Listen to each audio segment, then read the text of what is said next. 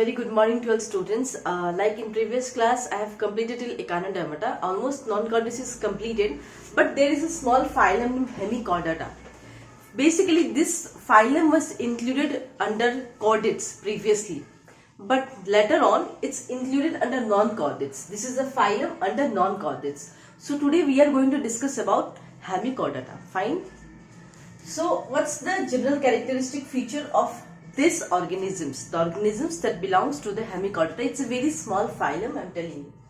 Habit and habitat. They are exclusively marine. Solitary means they stay maybe single or in colony forms. Colony. Fine. Next comes body symmetry. Their body is always bilateral symmetrical. Fine. Next is level of organization, organ system level of organization, because they used to fall under the category chordates, and chordates follow organ system level of organization. That's the reason they have level of organization, organ system level of organization. But now it's placed under non-chordates, but previously it was placed under chordates. Fine. Germ layers. They have triploblastic germ layers, that is ectoderm, mesoderm and endoderm. That is, they are derived from 3 germ layers. Fine. So these are about basic characteristic features of these organisms. We'll see some more important characteristic features. So now we'll see about body wall. The body wall consists of single layer. They have only single layered epidermis. They don't have the second layer. And musculature of smooth muscle glands. They have smooth muscle glands and they are in their muscles. Next is segmentation. Segmentation is absent. That means they are unsegmented animals. Unsegmented animals. Their body doesn't contain any segments. Next is coelom. These are coelomate animals. That means they possess true coelom. True coelom animals, and they possess mesodermal line body cavity. Right? So this is about coelom. Coelom कैसा होता है, body segmented है कि नहीं, और उसका body wall कैसा होता है. Now we will talk about body form. How the animals of this phylum looks like. I'll show you in the pictorial form. I'll give you the diagram how they look exactly. So we'll see about the body form now. So now let's see about body form. How the body form exists in case of Hemichordatas. Animals are very soft, fragile and worm-like. जैसे worm होता है ना, worm. Their appearance is like worms, and their body is divisible into 3 regions: anterior, middle, and posterior. Anterior is what? Anterior part is known as proboscis. See, I have shown you the diagram. This is proboscis, and the shape is short and conical. This shape ऐसा होता है, conical shape. Fine. Middle is collar. This is known as collar, and this is short and cylindrical part. The next is a long posterior trunk. See, this is the posterior trunk. This is flat and further differentiated into parts. So these are the 3 parts that exist in case of Hemichordatas. The animals look like this. This is the appearance of animals. This is the appearance.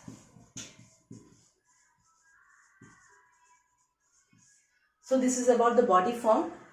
How do the hemichordates look, and what are the different parts of different body parts. Fine. So with the help of a beautiful diagram, I have shown you proboscis, collar, trunk. Fine. So we'll see next important point. So now we'll see about digestive system in case of Hemichordates. Digestive tract is complete. Fine.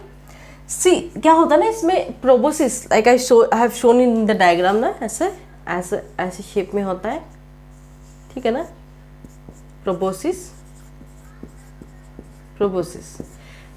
contains a hollow outgrowth from the gut क्योंकि proboscis में ही anterior part है तो gut ऊपर ही होगा, called buccal diverticulum or stomachode. What it's called? Buccal diverticulum or stomachode, and this is very important from NEET point of view. And this buccal diverticulum or stomachode were earlier known as chordates.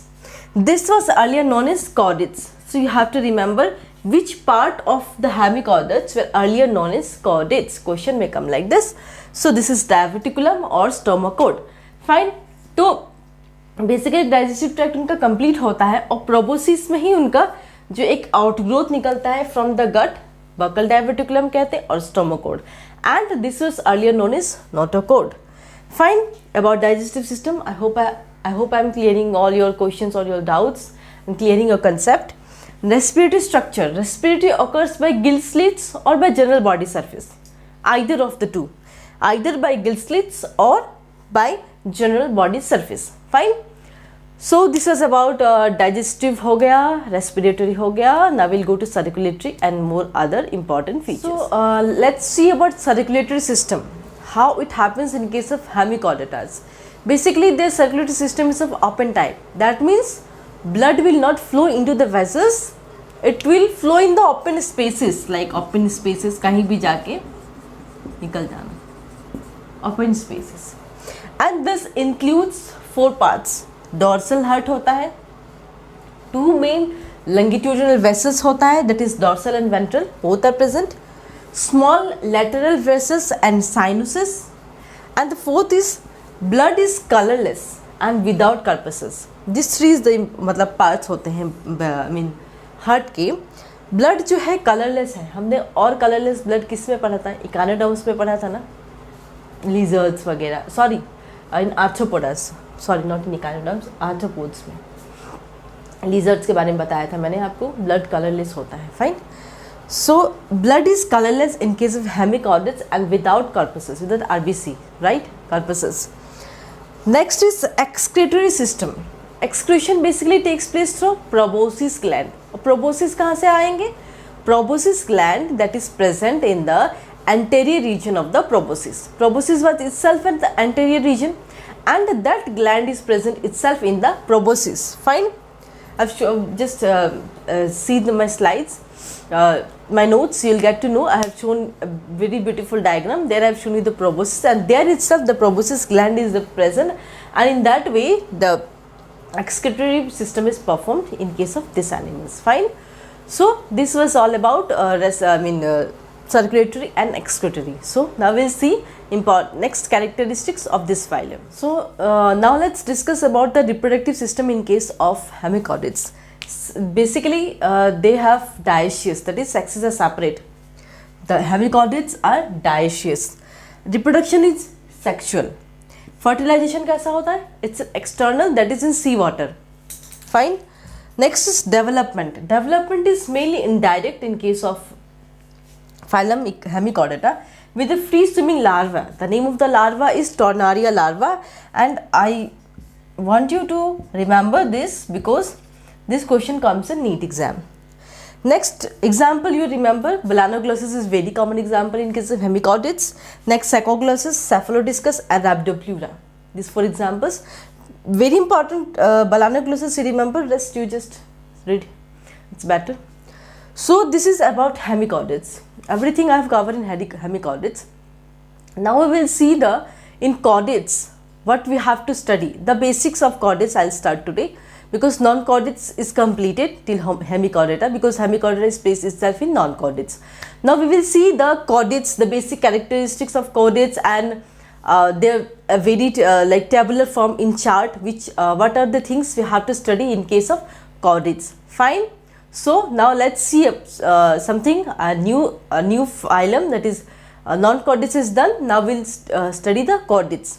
So let's see the chordates part. So hemichordata is completed. I am including the chordates, the basics of chordates in this part itself. Fine.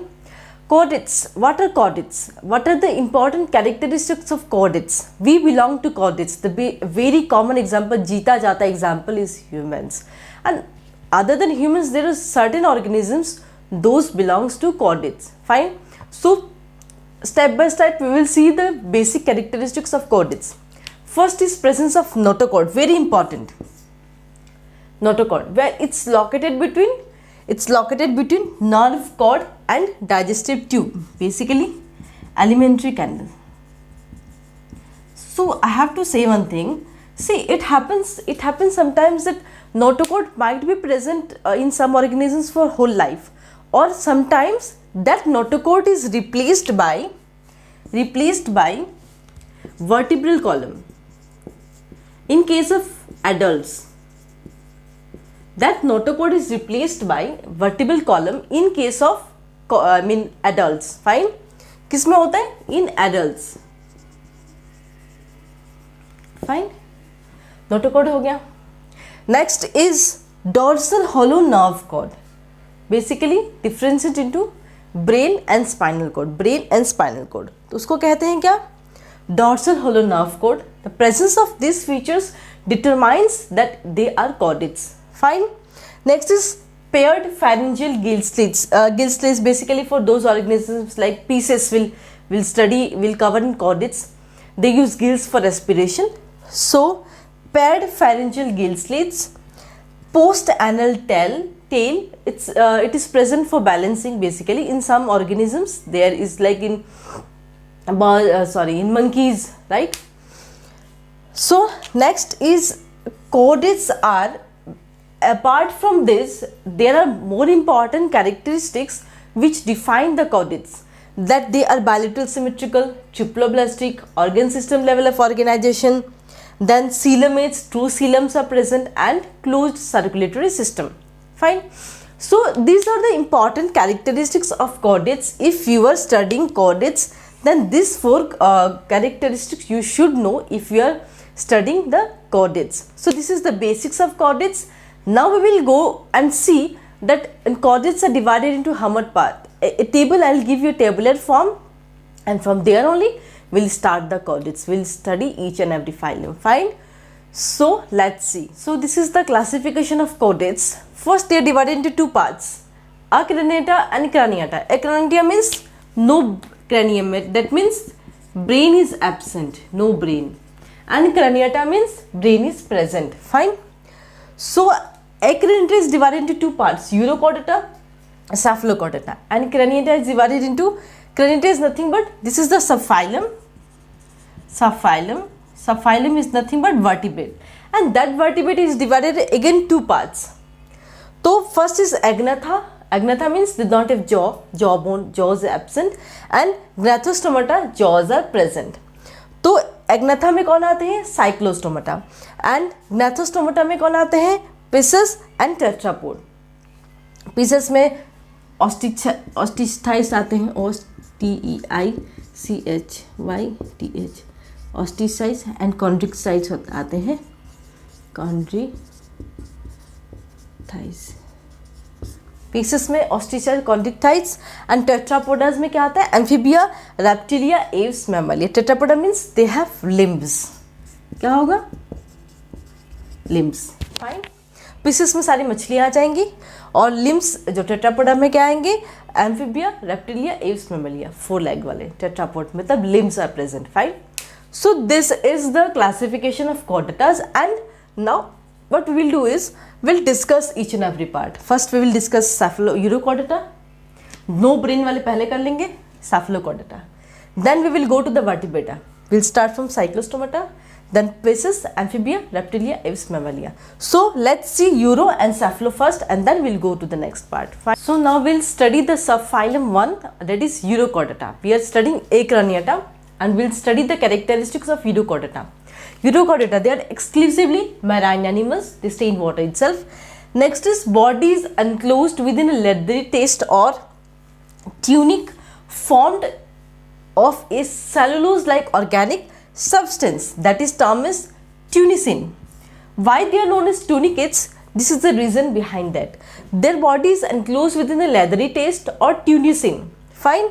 Tunicin, that substance is known as tunicin, and so they are called as tunicates, tunicata. This is important, question comes from NEET exam. Fine. Next is notochord. Basically notochord is present only in the tail of the larva, and it degenerates, मतलब adult में नहीं होता फिर, only it's present in the larva, tail of the larva, notochord, and it disappears in the adult. Next, circulatory system is open. Fine. Retrogressive metamorphosis is shown by larva. That means retrogressive metamorphosis means change of better larva, better developed larva to less developed larva, better से less. Fine. Next is excretion. Excretion is by neutral gland. Excretion कैसे होता है? By neutral gland. So this is the important characteristics of Urochordata. We'll see some more examples of Urochordata. You have to remember the examples of Urochordata.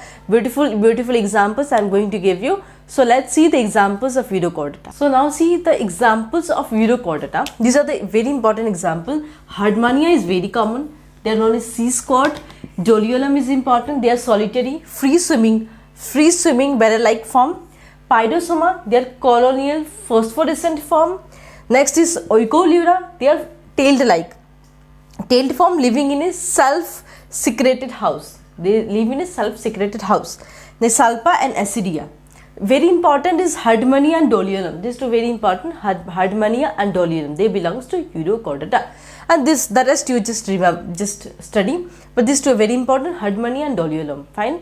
So now Urochordata is done. Now we will proceed towards Cephalochordata. Fine. So now let's see about subphylum 2, that is Cephalochordata. In Urochordata we discuss Cephalochordata. Cephalochordata में क्या होता है, notochord extends from head to tail. But in case of in case of Cephalochordata, yeah. In Urochordata, the notochord will present only in the tail of the larva and it will disappear in the adult.